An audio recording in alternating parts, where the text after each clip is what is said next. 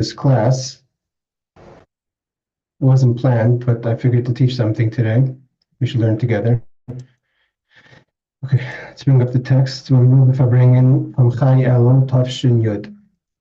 We're holding the third Sicha. The Rebbe was talking about the idea of Cheshbon and Nefesh that we have to make an Elul. Everyone has to make a Cheshbon and Nefesh, an evaluation of how the year went, especially the 18 days. Sorry, the 12 days from the 18th of Elul, including the 18th of Elul being the first day, which corresponds to the 12 months of the year. And Chai Elul is the day which, first of all, we have koiches from the Alter Rebbe and the Baal Shem Tov to make a cheshbon and nefesh and make the resolutions, which is primarily the ideas of Ahavas Yisrael, Ahavas Hashem, and Ahavas HaTorah, love of a fellow Jew, love of God, love of Torah. And also that you have to make a cheshbon and nefesh for the month of Tishrei and Chai Elul. And what's the Rebbe's cheshbon and nefesh? The Rebbe also has to make a cheshbon and nefesh. And even more so after the histalkus, after the passing. And what is that? The brachas that he promised the Klal Yisrael, Chassidim, Mashana Tov Mesukah. So it comes 12 days left to the end of the year, Chai Elul, and the Rebbe has to see, did he fulfill all his vows and all his commitments and all his assurances to Chassidim? So the Rebbe continues, V'yidua, it's known, Shebe Elul, Shmoi Shel Chodesh HaCheshbon, the name of Elul, which is the name of the month of evaluation. Al avodah t'chol hashana, that we have to make a cheshbon, we have to make a calculation on how the past year has gone. Miramazim b'harashat teves shakol inyan avodah. We find in Elul itself, it has the Rashi Teves of the three pillars of avodah, which is Torah, avodah, gemilas chasadim, Torah, davening, and acts of kindness. Elul is the Rashi Teves, like we know, ani l'daydi v'daydi li. I'm to my beloved's to me. That's primarily avodah, which is Tefillah. Kav ha'avodah, that's the pillar of avodah, service. K'laymer zal, as it's brought down, what is considered service of the heart? Zu Tefillah, it's prayer. Elul is also the Rashi Teves, which is part of the commitments that we're learning now, the laws of the Talmud of Megillah, is it says about giving gifts to the poor. So it says, Ish l're'eyu, Matanis l'avyanim ish l're'eyu. There says umatanis l'avyanim. So it says Mashal chamanis ish l're'eyu. So you take ish l're'eyu umatanis l'avyanim. A person to his faith, to his or her friend, should give gifts to the poor. That's both idea of tzedakah, charity to the poor, and gifts to people that need help. Sometimes the kindness is not just for charity; it's also to get a person a short loan if a person needs to get started, etc. The Elul, and also Elul, the Rashi Teves, Ino liyadi v'samtilach, that I created a place for the person to run, which is referring to the City of Refuge. Shenemar Bari Miklat, it's talking about the City of Refuge. Shrem is a Kavat Torah, the Rebbe is going to explain why the words of Torah called it. Torah is a place where a person could find refuge. I was speaking to Yid yesterday, he told me that where does he find true simcha in his life when he learns Torah? So it's the words of Torah capture a person, grab a person, protect a person. It's a safe space for a person. The Rebbe says we can explain what is an Ari Muklat and why is it connected to Torah? The idea of Ari Miklat, the city of refuge, or the word Miklat is not really refuge. It's really to be koilet, to gather in. Where a person who killed someone by mistake is able to find protection there. If you didn't plan on doing it, then God's made a place for you to keep protected from the goyal hadam, from the person who seeks your blood. The Rebbe explains. So what's this have to do with Ari Miklat? What's this have to do with Elul? The Rebbe says when it comes to the nations of the world, is there's a concept of punishment called prison. Not to compare Torah to civil law, is Nemar Kihichach Maschem Le'inei Torah is the true wisdom and understanding amongst the nations. If it means you really want to understand, real understanding and wisdom, you find that in Torah specifically. Nevertheless,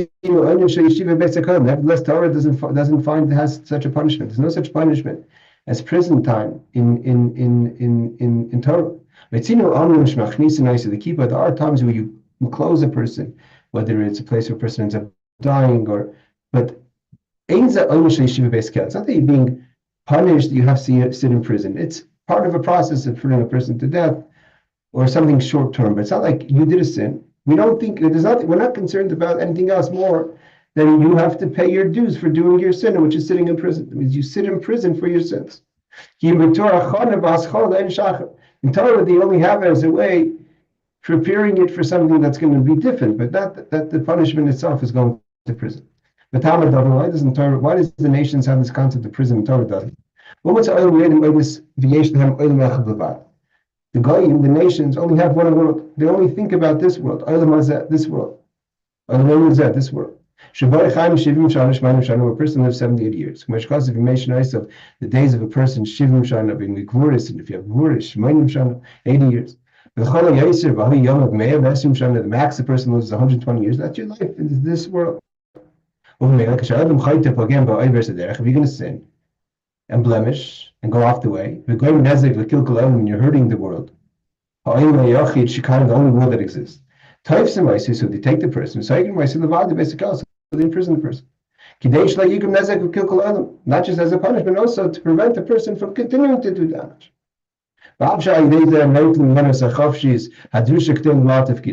Even though by putting a person in prison, you take away their freedom to do what their purpose in this world is. They weren't born to go to prison. Therefore, the person no longer can be accountable for reward and punishment because I don't have the ability to do anything. I'm locked in prison. The person is locked in prison. When you put a person in prison, those years that the person is in prison, specifically the person who remains the rest of the years in prison, it's not possible to fulfill the mission of why they were created. The Rebbe says the person goes to prison, you lose your human identity. So why do they do it? Because we have no choice. Not because we want to do it. There's no choice. We know that we're taking away your freedom. We know we're taking away your ability to change and to do what you have to do in this world going forward. But we don't know if you're going to do it or you're not going to do it, or if you're going to also continue doing harm. And therefore, even though we have to be concerned with your freedom and we have to be concerned with your ability to perform your mission, but you're one person, there's a majority of people. And there's too many people getting damaged by your ability to be amongst us, therefore you have to be put into prison. Therefore, the majority rules over the individual. Although we're taking away from the individual his or her opportunity to live and to be a person, but the majority comes first. Torah doesn't recognize that. Lahavdil, we're not to compare Torah to civil law, but if we want to compare, it's a Torah of life and a Torah of kindness. It's good for heaven and good for creation. It's not possible. In Torah, there's no such thing as one person should have to sacrifice on behalf of a second person. One thing should have to sacrifice for a second thing. We can't even hurt an individual because we're surely hurting that person by putting them in prison to prevent the possible damage that's going to happen to the majority. The Torah, as it's brought down in the revealed parts of Torah, everything has a source in Nigla. The law is that when do we go after the majority? Is if they're on the move. But if you're both established, so it doesn't make a difference if there's 1 and 9. If it's kavua, if it's established, then it's 50-50. There's no more majority. Torah doesn't cause damage and doesn't look to punish just for the sake of punishment. Anything that's in Torah is about fixing. And if it comes to a sin that gets punished, it's a fixing of the sin. It's not because you're punishing the person for doing something wrong. There's no such thing as punishing someone just to sit in prison as a punishment. Because it has to be a tikkun. Torah doesn't recognize this as a fixing. It's not possible when the Torah is going to accept that concept, putting someone in prison, even if it's on the sake of the possibility the person may do damage, and to prevent that. Because Torah doesn't punish, but Torah fixes, and this is not fixing for the person. A person has exact days that's been given to them. Every person has been allocated from the heavenly court a set time. God knows what this person needs to do, he or she, and gives them enough days to accomplish it. And when the person leaves out those days, therefore every moment of a person's life has to be utilized to fulfill this mission and this shlichus that you were sent on, this job and this mission that you've been put into this world for. It's not possible to punish a person by yeshiva, to be prison them, that's going to prevent a person from doing what Hashem decided this person has to do. Whatever the situation is, even if a person sins, and damaged, but over went off the way, you can't say, well, I'm a sinner, so what could I can't fulfill my mission. No, every minute that you're alive, you have a mission to fulfill, notwithstanding if you sinned. And if you have questions on God, it's not your business to ask questions. That's an expression. It's not your place to ask on God. But the Rebbe the fifth Rebbe Chabad said, Eden, his soul's in heaven. We don't know today, especially, what a person's job, he or she, is in what they have to engage in mind. A person shouldn't say, well, I'm a sinner, I'm a horrible person, I've done harm, there's no way I could bring any good to the world. So if notwithstanding of your situation, a mitzvah comes to you, you got to do it. It's not your place to make an evaluation. How could I do one halacha in the laws of the Choshen Mishpat that deals with the laws of business? I didn't go to shul.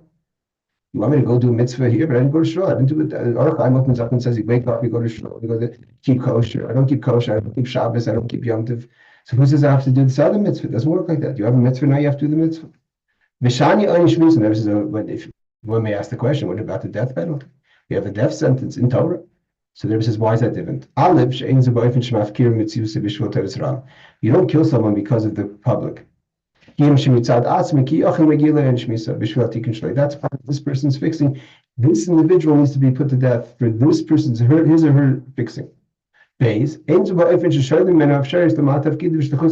not holding back. He's not living and being held back to do anything.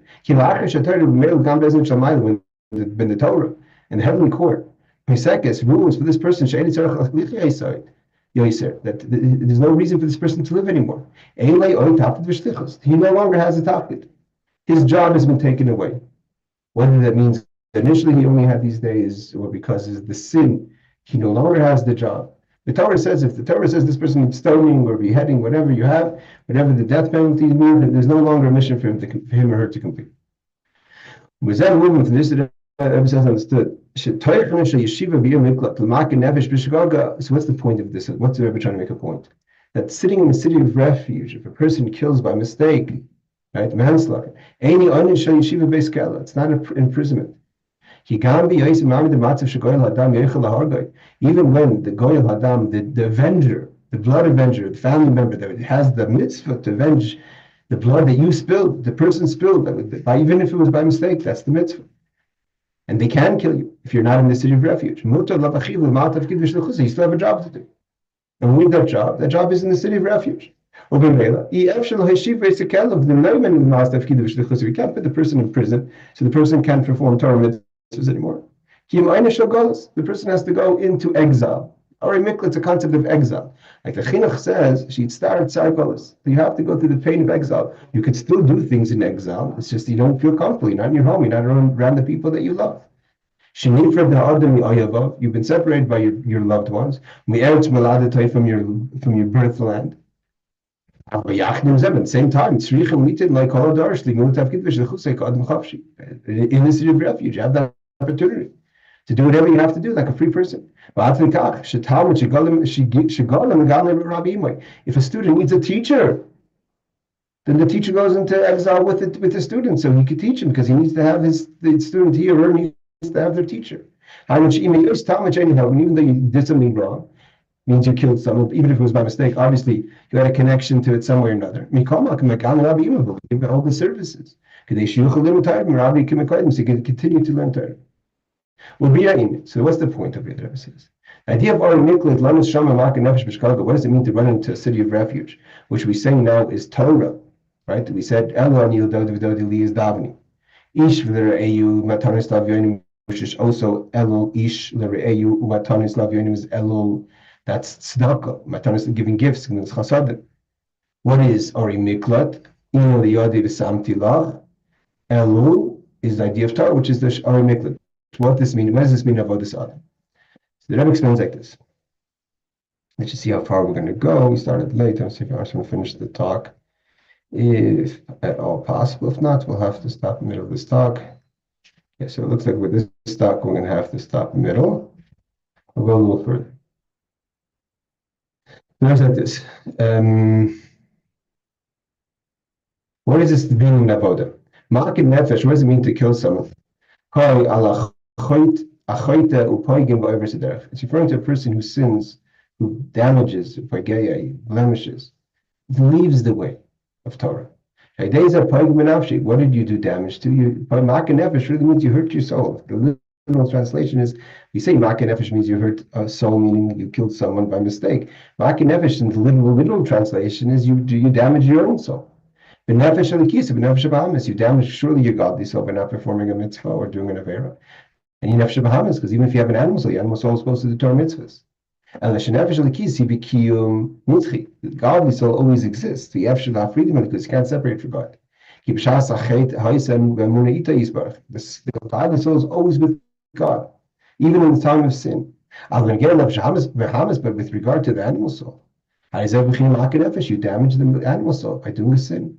So why is it called by mistake? If sometimes you do a sin on purpose. We could say, the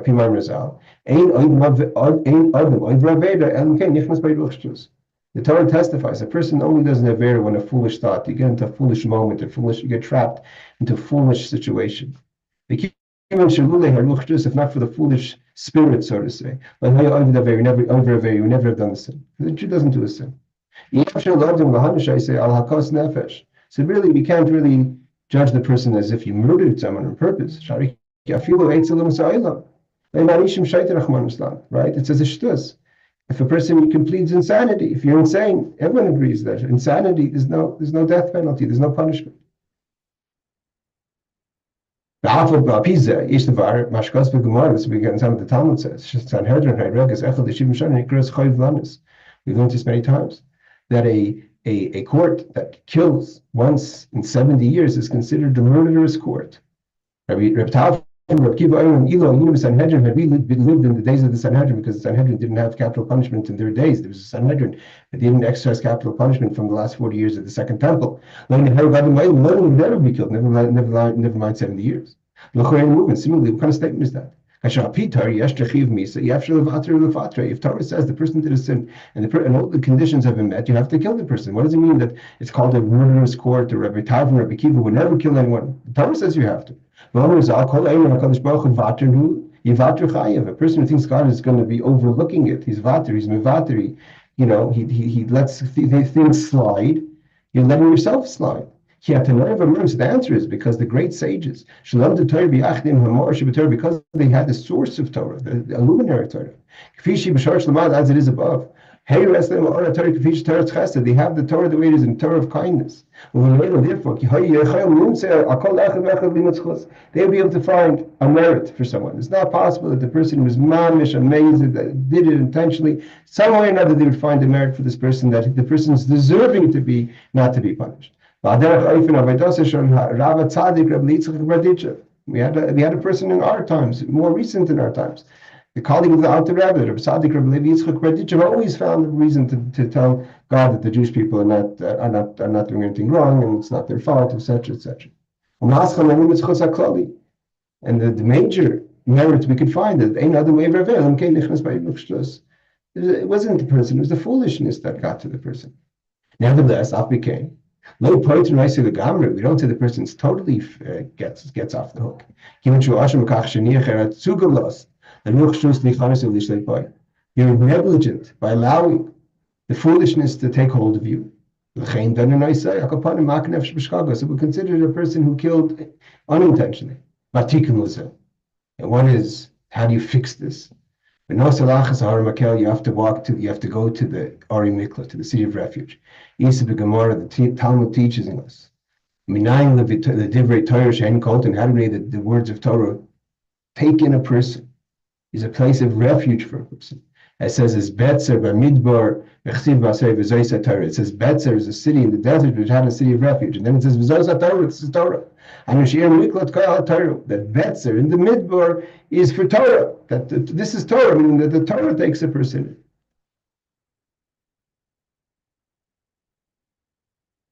Okay, let's just finish until Tess. Babi Rizah. What is the meaning? Apimam Rizah, based on what the rabbis have taught us. Amar Kadosh Baruch Hu Adam. God tells a person, Neiri, my light, biyadcha is in your hands. V'nercha, your light, biyadi is in my hands. What does this mean? Neiri biyadcha, my light is in your hands. What's the ma'or? What's the source of a luminary? It's Torah. I give you the Torah. Echsiv kiner mitzvah Torah. Torah is a mitzvah is a candle, and Torah is the light, the fire. What is nercha biyadi? That your candle is in my hands. That's your soul. Echsiv ner havaya. What's the candle of God? Nishmas adam, the soul of man. Im shamartes neiri. If you keep my candle safe, the Torah is safe. Ani mashanos nercha. I'm going to watch your light. I'm going to protect you. Shemizem movement. This is understood. Shatorah hi chayes nefesh. Torah gives life. The Torah is healthy in the person's health. Not only that, it's not just for the godly soul, but it's for the animal soul. We know that the godly soul gives life also to the body, as it says in Tanya in the Kuntis Rachrein, the last part of Tanya. If a person finds refuge in Torah, the words of Torah shelter a person. And gives a person vitality. Nasa Tikkun the Makanef Shebishkaga fixes the foolishness within the person. That's why Ina Elu Aleph Lamed Vav Lamed Ina Liyadiv Samtilach, which is talking about Ari Miklat. When a person goes through the evaluation, how did the past year go? The whole Hashanah of the whole year. You're lacking here and there. There's negative going on in your life. At least it's at least called killing out, but you killed without purpose, but you killed. Don't fall into despair. I gave you 30 days to go into the Ari Mikla. You could hide there. Ari Mikla is only Torah, the words of Torah, Divrei Torah, Kolton, the words of Torah, gather and protect the person. Let's stop here. Next time we learn, we'll continue from Sif Tes. So it's a little fast, but something to learn of the Rebbe's Avot in the month of El.